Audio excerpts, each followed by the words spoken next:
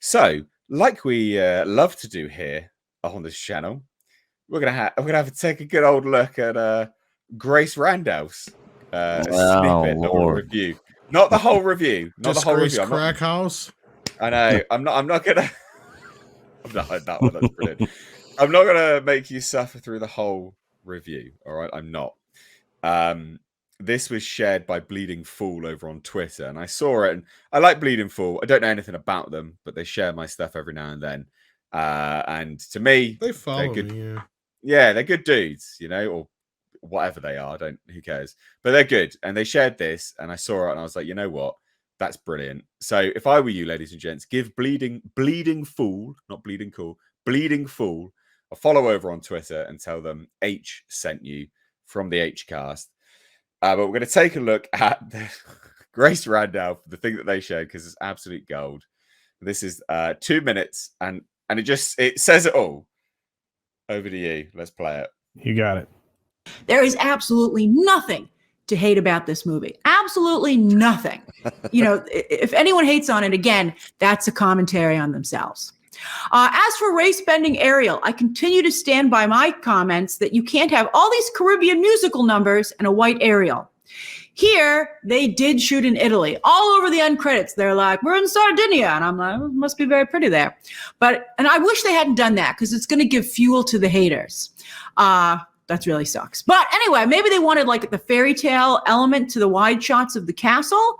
But I mean, it's clearly in a Caribbean setting. It's like, again, as I said, Jack Sparrow could wander into this movie and he would totally fit. But come on, there are steel drums, loved them. And while the aristocrats in Eric's kingdom talk with a British accent, Trinidad was a British colony from 1889 to 1962. But a lot of the people, not the aristocrats, but the regular people of Eric's kingdom, they speak with a Trinidad accent, just like Sebastian does. So it would be ridiculous for a white Ariel to be in this environment. And truth be told, there are many moments when watching the movie where one has to wonder why Eric is still white instead of black or Latino, especially when the queen is black.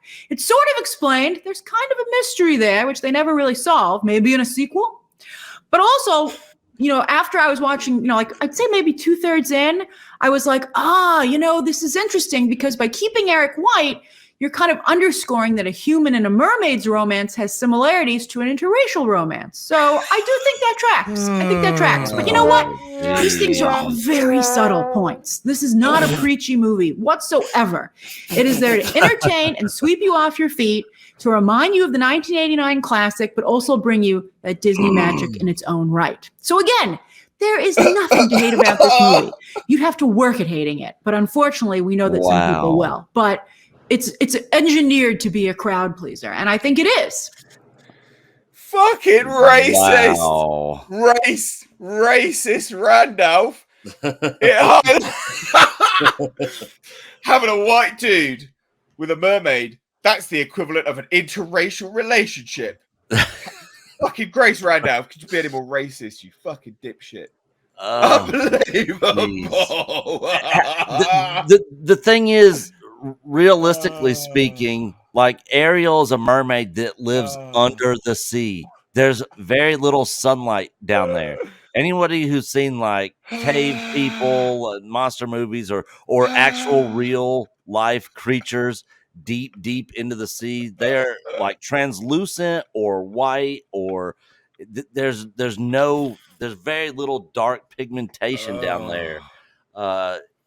It doesn't make sense that somebody that lives deep under the sea would be black. Oh man! This is literally a virtue signal and race swap to just pander to that crowd, I guess. I cannot believe she drew a comparison. A fucking comparison. This is going to be a segment in and unto itself on the clip channel. It has to be.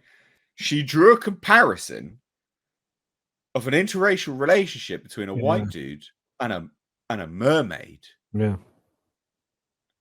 Well, newsflash, it's already interspecies, but hey. But that's how she sees it. That's how she sees an interracial relationship. Cross species, apparently, according to Grace Randolph. Which isn't even part of the story. Because the whole point of it is that she is passing off as a human. The only problem is she can't speak. Wow. I love and the thing that stuck out to me is how she, with certain things she was saying during the review.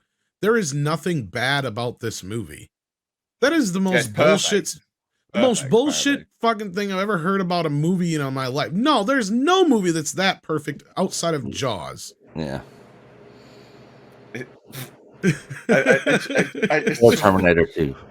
I am genuinely speechless. Like genuinely. No, this is a rarity. Like, you cannot tell me that a remake like this, being almost an hour and just under an hour longer than the original, mind you, doesn't have some problems. Okay, I shared it in the back, and I know you probably can't show it here.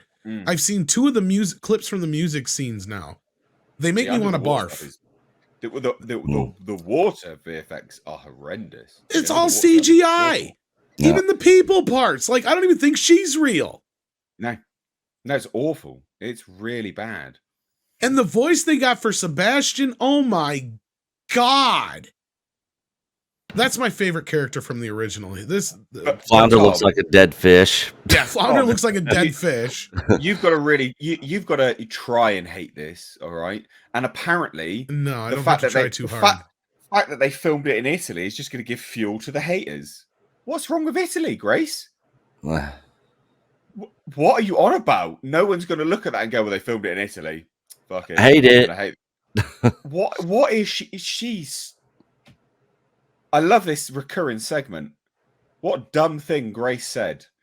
She must be on crack or something. Massively. Comparing the interspecies to interracial is that's outrageous. And she sees the world just through a very strange lens. That's probably the nicest way to say it. It's all that fucking makeup she's got on her eyeballs. Yeah, it's weighing her brain down. I don't know. Well, that's her waft of hair. What I don't understand is why she's pencil neck that's about to tipple over. I'm sorry, she drives me nuts. Well, she still sounds like she's from a deep burrow somewhere in New York or something, wherever that accent comes from. Because she's a demon straight out of hell, man. I don't know what you're talking about. All right, okay. Well, she's insane. She's absolutely insane. I mean, there's a lot of problems with this film, and Tom pointed out, this story was told very completely in a very short period of time, and making it bigger and longer is not, it's not going to improve it. And how do you expand it that much? That's my question. I don't know. I don't know. And instead of this being a wonderful relationship between 2 beings, in the end of the day, it is now a I don't need a man story. And if you look at the poster, compare the poster from the original film, the animated classic, to the poster that is for this film. Is front and center and solo is the Little Mermaid, in this case Ariel, and Eric is buried off in the top right corner behind lots of other layers. It is anyway. There's a lot.